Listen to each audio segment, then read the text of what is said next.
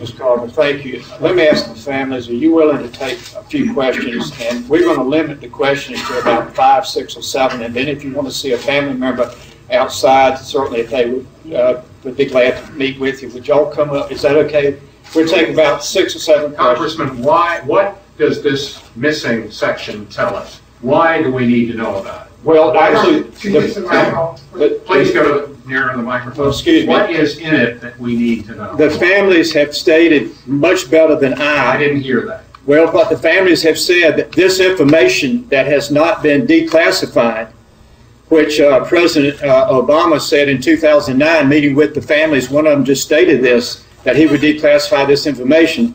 It is information that will help to bring closure, not totally, but closure to the tragedy of 9/11. What, did President Bush? We cannot. We have read it. We cannot answer any more questions because I am not, nor are these 2 members of Congress do anything that say we violated the oath that we've taken.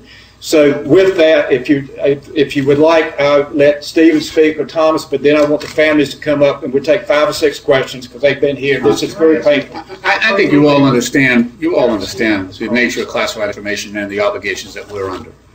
You're free to ask questions, but please don't ask myself or the other congressmen that have read the information to disclose classified information. That would not serve us or serve the country well. There's a way to get this in the public. We're taking those steps. This is the proper way to do it. We do believe it should be made public, and that's what this resolution would do. It would call upon members of Congress to ask the president to declassify. The president, it's his order that keeps these pages hidden.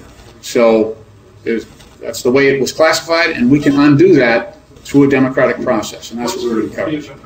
What sort of feedback have you gotten from the leadership on this resolution? My understanding is, perhaps incorrectly, that it's sitting in committee and there hasn't been any action on it. That would seem to suggest there's a whole lot of support. Real quickly, because I want the families to have their time with you if they want to have that time. This is the beginning of a process. We have done radio shows nationally. We have great interest, and newspapers have called. We are beginning to beat the drum today. That's what this news conference is about, is beating the drum, and every beat of the drum says, we want the truth. We want the truth. And that's what this is about, and it's not going to go away. Today is not the end of this effort. Today is the beginning, and we're going to win this for the families and for the American people. Amen. I'm going to let the ladies come up. If you got 5 or 6 questions, then we members of Congress can talk to you afterwards. But this is stressful for them, I know. What's in the report that'll help you? Well, what do you need help on? There are 2 books I'd recommend to you, written by Senator Bob Graham. One of them is called Intelligence Matters. It's a work of nonfiction, and he has gone into fiction by writing The Keys to the Kingdom, which is a suspense thriller, a fiction novel by Senator Bob Graham. This is What did he say? Well, I'm in the middle of reading Keys to the Kingdom. What you read, what did he say? Senator Graham has expressed that we need to more thoroughly look at the actions of Saudi Arabia in the events of 9/11. He has said this freely, as we have, I've listened to his interviews, and I've tried to educate myself a little bit about what Senator Graham has, what has triggered his extreme concern about this. That extreme concern which has brought the support of the other congressmen. He helped write those 28 pages, and he is convinced that they need to be brought into the public eye in spite of the excision by President Bush and the continuation, the sustenance of that excision by President Obama in violation of his promise to the 9/11 families that he would work to get those 28 pages. Yeah, and can we do that in just a minute? Sure, if you want. Yeah, just a second. I'd like to. Could you do it? Could you spell it? No? Sure. Strada, Strada. First name? Terry, Terry. Alice Hoagland. It's Hoagland. And Sylvia Carver, Carver. Sylvia first. Thank you. I think maybe if I can explain to you for a moment, there is this other layer to 9/11 that really hasn't been exposed. We know about the hijackers and we know what happened, but we don't know about, or what is now coming to light, are these cells that were out in California, Sarasota and Los Angeles, all the way down to Sarasota, Florida, Little Falls, Virginia. There were groups of Saudi Arabian nationals that were here for years before and during the 9/11 hijackers' time in this country, giving them the financial support that they needed to carry out their crimes against us. It's not cheap to live here, so if you're here for 2 years and you have apartments and you're renting cars and you are buying first-class airline tickets to practice your acts, where was that money coming from? What we are being led to believe, most of it was coming from Saudi Arabia. And that needs to come out. That truth needs to be told. It should scare the hell out of all Americans that they were living here amongst us for 2 years doing this before they actually carried out 9/11. And to me, that's a big reason why these 28 pages need to be released. It speaks to the financial assistance that was given to some of the 9/11 hijackers while they were here living in this country for nearly 2 years. Yes, sir.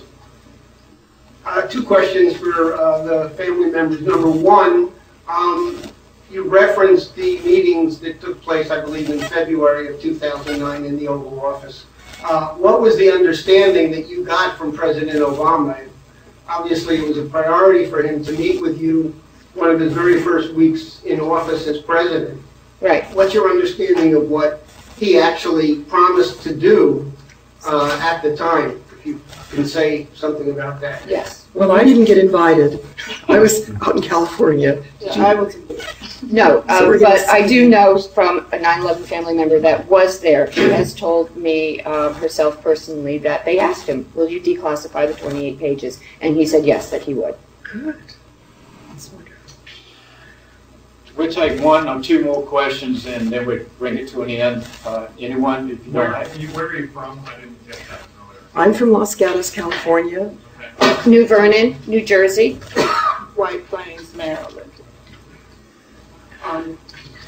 I understand that the federal courts have recently reinstated a lawsuit and have basically said that a number of named individual Saudi officials and at least one private entity, Dala Aviation, are now once again subject to federal court.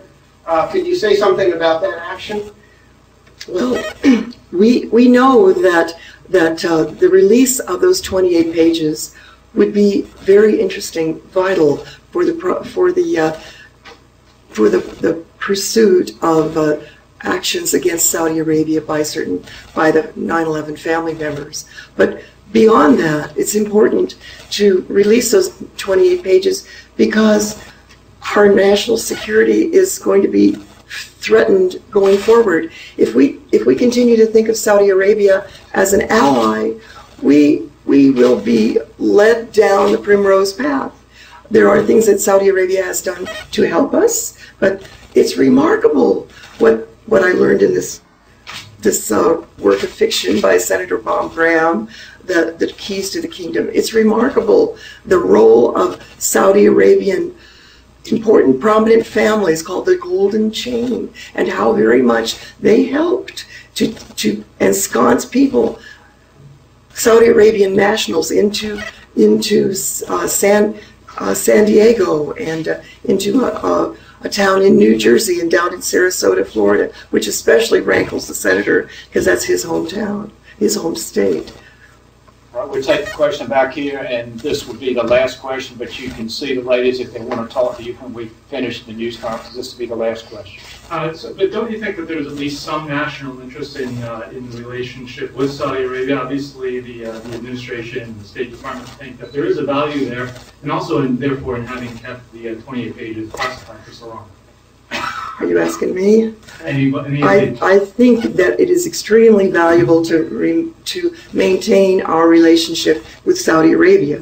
But I think that it is important for us to go into it with our eyes open, to understand Saudi Arabia's sympathies and its past actions, and to realize that there is not an entire, that is not innocuous, that the relationship is flawed, and it is political in some respects. How do you know the 28 pages deal with Saudi Arabia? Well, because Senator Graham has said so. You will see his video. Yeah, It will become and he- available after this press conference. He has said it a number of times. He has said it. He has said it a number Well, of if times. you accept the word of Senator Bob Graham, you'll realize that Saudi Arabia plays a key role in 9/11 and is thought mentioned Senator Graham frequently was in going to this be 28 pages. Sorry. I thought Senator Graham was going to be here. Alice, let me No. speak on that. Just, you stay where you are. Senator Graham was going to give us a video that he would be making a statement in support of this effort and in support of the families.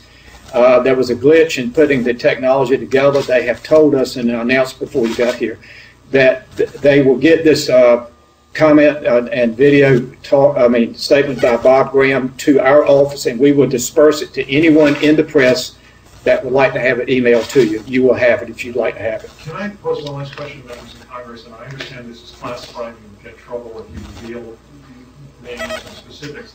But is it fair to infer from what you've said that what is contained in the 28 pages deals with the activities of a foreign government that work against the United States?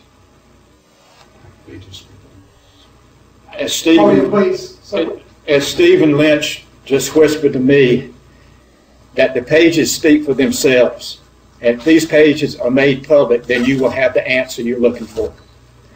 Thank each and every one. The families get the biggest thank. This pain has been with them for over 12 years, and we thank you. You are important to whether we get this declassified or not. So thank you for being here, and my colleagues in Congress, thank you so much.